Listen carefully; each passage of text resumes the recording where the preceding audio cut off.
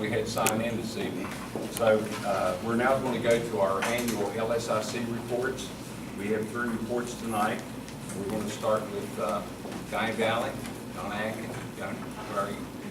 If it'd be okay, we'd ask that for purposes of presentations tonight, that ladies go first. And also, it would be a good way for us as a community to see, as we walk through this, having Ranger go first, which is identified as a success school, and then Mr. Atkins, Guyan Valley, a transition school, and follow up with West Hamlin, a support school. So we could see a from the top to the bottom kind of thing, so that we could take a look at this. Because we're all in this education phase of this new model. Is that okay? Mr. King, if you say that, I'm just following the script. Well, I changed the script on you, and I'm sorry. That's all right. No, that's fine. And my partners in crime have agreed to that. It only cost me a dinner. The only person that I've heard from is you. Okay, we're going to go to Ranger Elementary.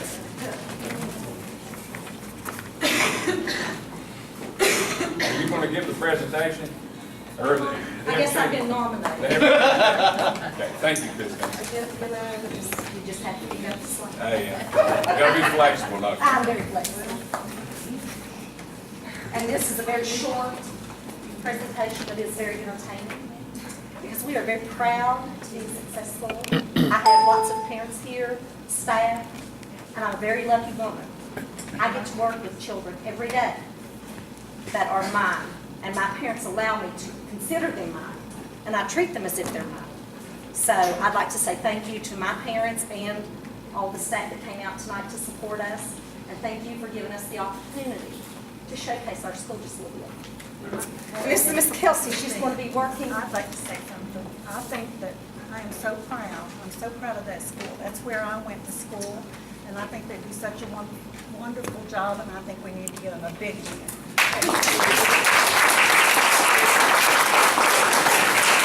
And it's the staff and the parents and the students. I show up and get told what to do every day. And I love it.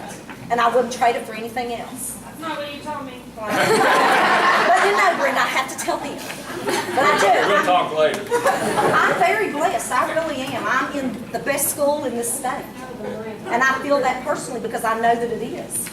I've got a very loving community, parents that support us in everything that we do. They may not agree every time that something happens, but they support us. And I have a staff. You're very passionate. I am. I truly am because I love what I do, and I am happy to get up out of that bed every morning and go to school. I love it, and I'm very blessed, and I know that. So, Miss Kelsey, The floor is yours. this is our presentation to the Lincoln County Board of Education tonight. And we are very proud to say that Ranger met our targeted index score, which was 60.168034. Our actual index score for our school was 71.019500.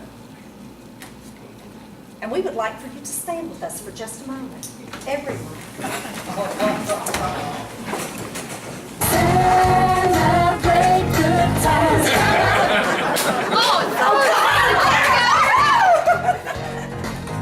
There's a party going on right here, a celebration that lasts beyond. So give me a good time and your laughter too. We're gonna celebrate your party with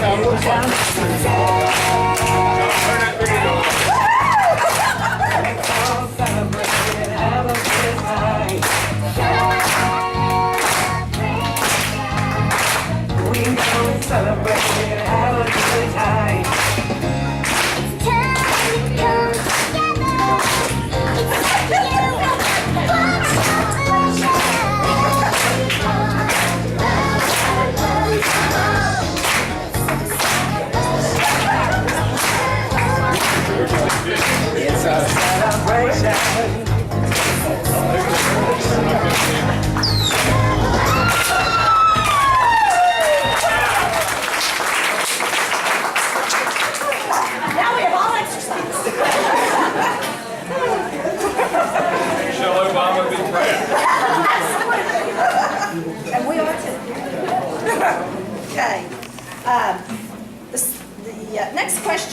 the sheet that Mr. Midkiff had sent us to provide information on is regarding 50% of our students meeting those targets in reading and math. And yes, they did.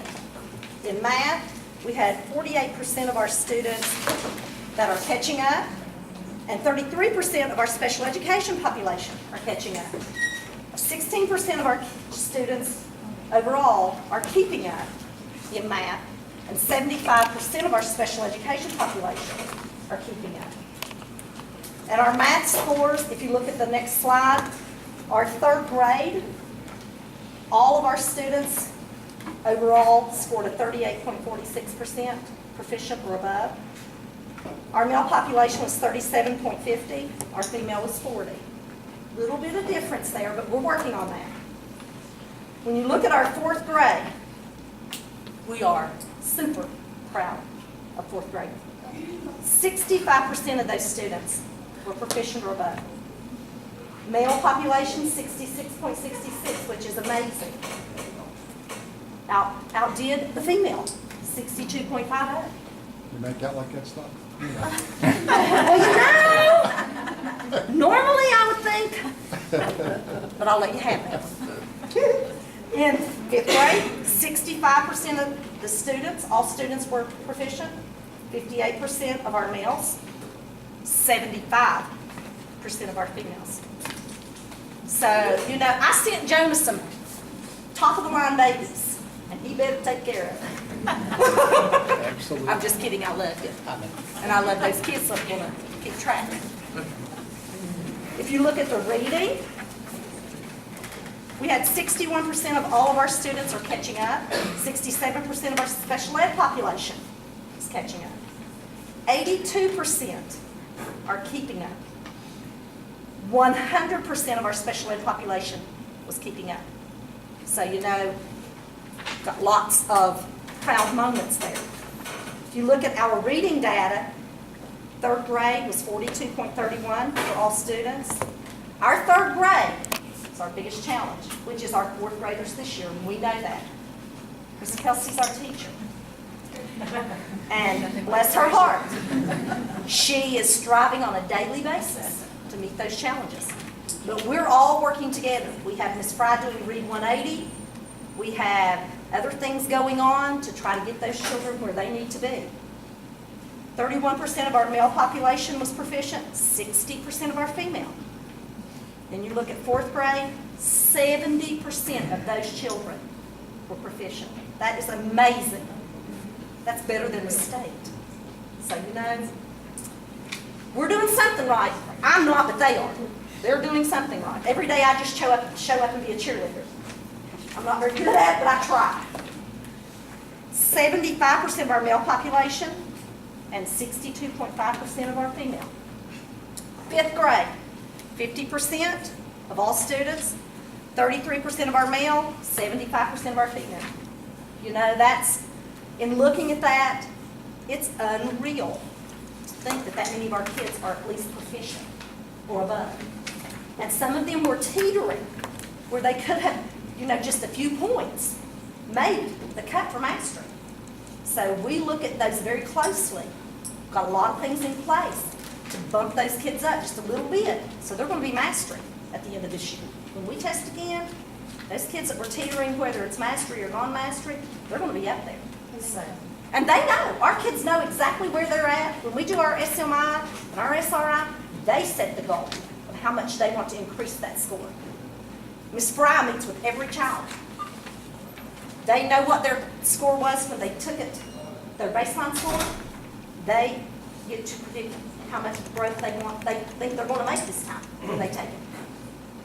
Unreal at the satisfaction, not only that, but the personalization. They take personal responsibility for wanting to make that growth. And when you get that taken care of, your job's easy because they want to do it. They want to make the growth to be mastery. So I have to pat her on the back for that. She does a fantastic job. And we do it 3 through 5. And this year we started with our second grade. So, you know, we're bumping it back just a little bit, just add a little more encouragement. We had 100% of our students participate in the West Test. Our attendance rate was 96.8%. And I've skipped around a little bit on his questions, but question 2, which is parts A and B, plans to improve student achievement at Ranger for this year. The student goal setting, they do that goal setting every time before they take their SMI and SRI. I'm going to take that 4 times. So by the time they're at the end, they know exactly what reading level they're on, what math level they're on, what skills they're weak in, what's their strengths. They know it all, and they know what they have to target to be where they need to be. We have the Read 180 program. Ms. Fry does that every day. We have team teaching going on with that. Our special education teacher team teaches with Ms. Fry, as well as our 3rd grade teacher during Read 180 class. Number talks are going on in every classroom. Amazing to walk in a classroom and hear explanations that just blow you away. You would have never thought that that's the way to solve that problem. And this is going on in kindergarten and 1st grade. And I have some people that are experts with it. They have been doing it last year and this year. They've got it down. We have our PLCs on Wednesday mornings. Every Wednesday morning, we are setting goals of what we are going to do, what skills we're going to target in reading, what skills we're going to target in math, what kind of writing we're going to work on for that week or that 2-week period. Every week we're working on that. Our teachers know our kids on a personal basis. They know what they're capable of. And it's not just that classroom teacher. Every teacher in that building knows what students are weak and what areas they're weak in. And then 2 days a week, K through 2 meet to discuss just K through 2 skills. 3 through 5 meets 2 mornings a week. They get opted out of breakfast duty to meet 2 days a week so that they can have that extra time to plan and to make sure that they're meeting every need of every child in our building. We have bi-monthly skill targets in reading, math, and writing. We're doing after school. We did after school last year. We have critical skills. We also took some of our Title I money. This year we're not doing a parent coordinator. We are doing after school. We transferred money over so that we could have some extra support because that's where the need is. So Charlene, before she left, she and I had this big long conversation. We transferred some funds over into after school. We've got 2 teachers hired tonight to start after school next week. And then hopefully the critical skill teacher will be hired and we'll get it kicked off and get that going. Yeah, last year we were very blessed to have really high attendance. We had parents that would pick up their kids up. And we had 1 bus for a long time. We had so many children that luckily we were able to get the 2nd bus and do 10-mile and Route 10 and 37. So, we had great participation and great support from parents. Made a big difference. And a lot of that mastery came from all that extra help in after school. Because we have teachers that want to be there and they want to see that success. We have small group instruction, skills-based. We use APL strategies daily within our classrooms. Lots of nonfiction material. We are not using textbooks anymore, per se, every day for textbooks. We're using lots of newspapers. We're using lots of magazines in science and social studies, Time magazine. Our reading in science and social studies is taken out of those things because that's what everything's going to. That's what's paying off for our kids. So that's something that has been a big positive. And if you know Pam Crum, shout out to Pam. She's the one that got us hooked on the newspapers. And if you look at those last year's 4th grade scores, Pam's the lady. She's an expert with it. So if she subs in your building, sort of pick her brain. She's with it. I begged her not to leave us, but she had other things that she wanted to do. Oh well. Let's see. We have research-based instructional strategies, lots of team teaching and collaboration, monthly attendance celebrations, Student of the Month recognition, and we are very blessed. We have 3 people or 3 businesses that give us gift certificates to their place of business.